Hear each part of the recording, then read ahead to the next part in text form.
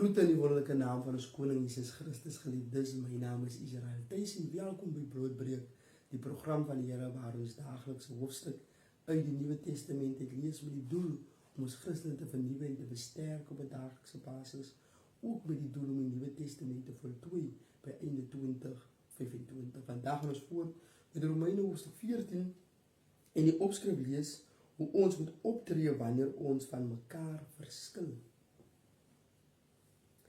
Julle moet medegelowiges met 'n sensitiewe geloofsbelewing aanvaar sonder om hare te kloof oor hulle oortuigings.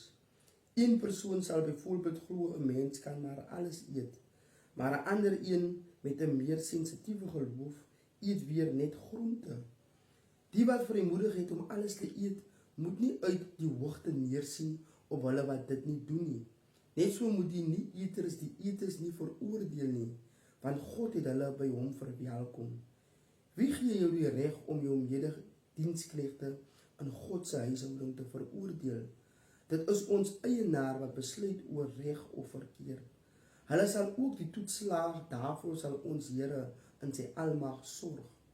Net soos daar die vir wie die een dag meer besonders is as die ander, terwyl ander weer alle dae as ewe belangrik beskou. Elkeen behoort seker te maak van sy eie oortuiging in hierdie verband. Die wat 'n spesifieke dag uitsonder, doen dit vir die Here. Die wat alles eet, doen dit ook vir die Here, want hulle dank God daarvoor. En die wat net sekere soorte kos eet, doen dit vir die Here, want ook hulle dank God daarvoor. Ons het nie finale seggenskap oor onsself nie, of ons lewe of sterwe. As ons leef ons mos vir die Here, en as ons sterf, sterf ons vir hom. Of ons dan lewe of sterwe, ons is volkome sy eiendom. Dit is tog waarvoor Christus gesterf het en weer lewendig geword het, om Heer te wees oor dooies en lewendes. Jy dan, waarom veroordeel jy jou medegelowige? En jy weer, waarom sien jy neer op jou medegelowige? Ons moet tog almal eendag voor God se regbank verskyn. Die skrif sê tog, so seker as ek lewe, verklaar die Here, elke knie sal voor my buig en elke tong sal bely dat ek God is. Elke van ons sal dus oor ons eie doen en late voor God verantwoording moet doen. Daarom, kom ons neem ons voor om so op te tree dat ons nie ons medegelowiges sal laat struikel of dinge vir hulle moeilik maak nie. As apostel van Jesus die Here is ek absoluut oortuig daarvan dat 'n mens enige soort kos kan eet. Dis nie op sigself onrein nie, maar as iemand dit as onrein beskou, nou ja, dan is dit vir daardie persoon verkeerd. En as jy jou medegelowige ontstel deur wat jy eet, dan handel jy nie meer volgens die reël van die liefde nie. Jy moet tog nie deur wat jy eet iemand se lewe verwoes nie. Onthou, Christus het vir daardie medegelowige gesterf. Sorg dan dat daar nie sleg gepraat word oor iets waarvan jy weet dat dit op sigself goed is nie.